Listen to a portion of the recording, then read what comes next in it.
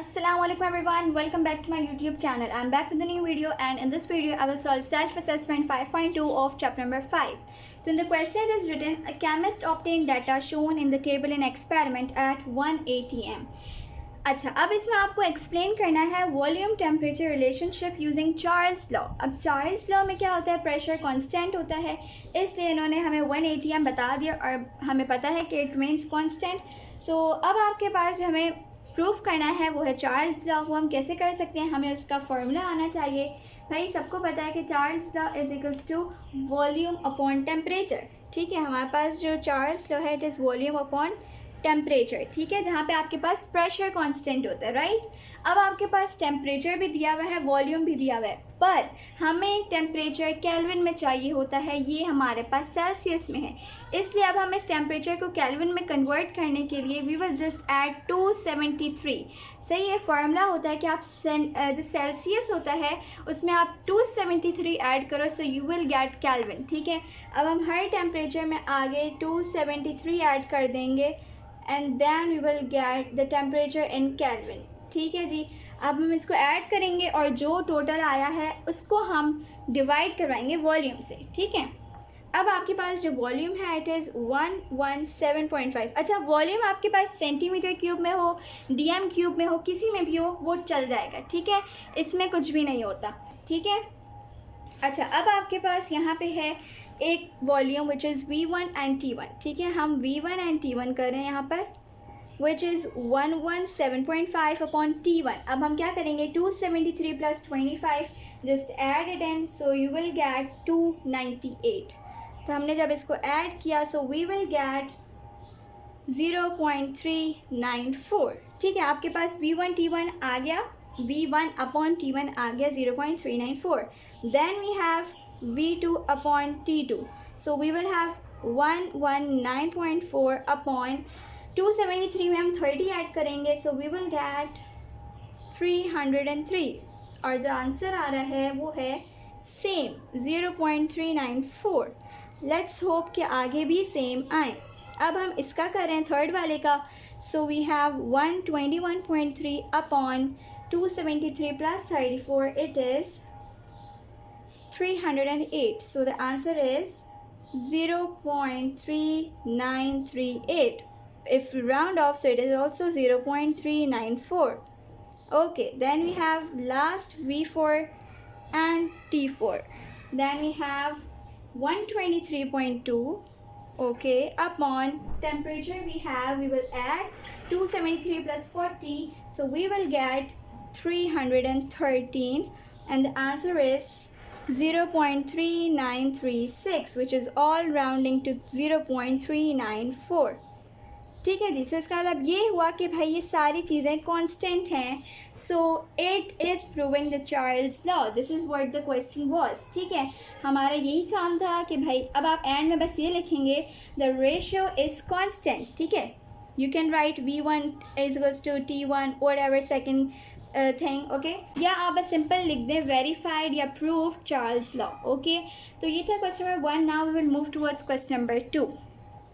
Okay, now question number 2 is, a bacteria culture isolated from sewage produces 36.4 centimeter cube of methane gas at 27 degrees Celsius and 760 millimeter Hg.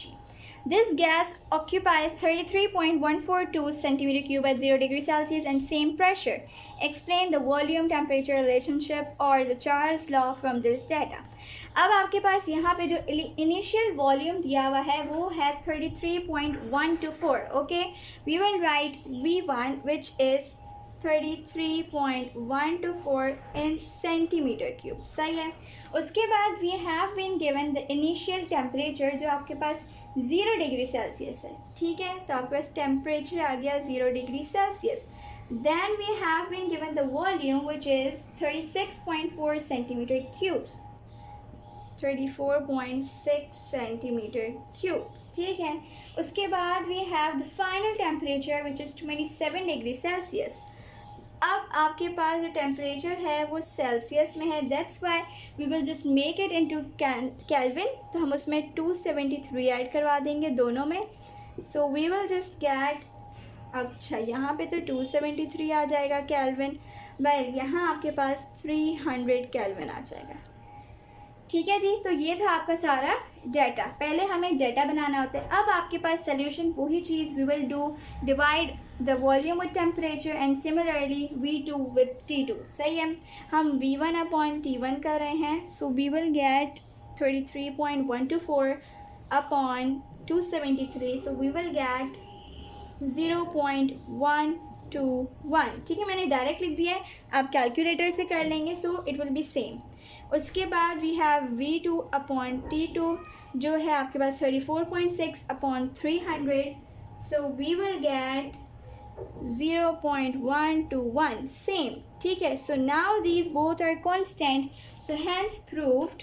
बस आप आखिर में hence proofed लिख लें या इन दोनों को आपस में इक्वल्स टू करवा दें, वो भी ठीक हो जाएगा। ठीक है, तो ये था क्वेश्चन नंबर 2। इसी तरह क्वेश्चन नंबर 3 भी सेम ही है। अब मैं आप लोग को बता देती हूँ, इसमें इनिशियल वॉल्यूम बता देती हूँ। अच्छा, a perfect elastic balloon filled with helium gas at the volume of 1.25 25 degree Celsius.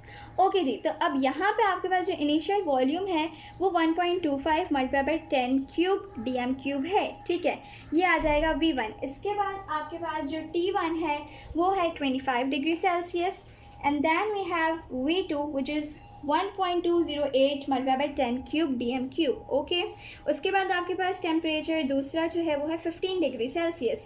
Now we will just convert the Celsius into Kelvin by adding 273 in both T1 and T2, like 25 plus 273 it is 298 and 15 plus 273 it is 288। ठीक है, अब ये आपके पास चारों values बिल्कुल इसी तरह आ जाएंगी। Then you will just divide V1 upon T1 and V2 upon T2, so we will just get both answers. Let me see, we will divide 1.25 upon 298, so we get 4.19, and similarly your answer should be same for V2 upon T2. Okay, then you will just write hence proved. This was the question number 3. So question number 3 done. These were the 3 questions and the self assessment. Now we will be doing self assessment 5.3 later on inshallah. तब तक के लिए मेरे YouTube channel को subscribe करें, मेरी videos को like share, उसके ऊपर कमेंट ज़रूर करें। Thank you for watching my video. अल्लाह हाफिज़।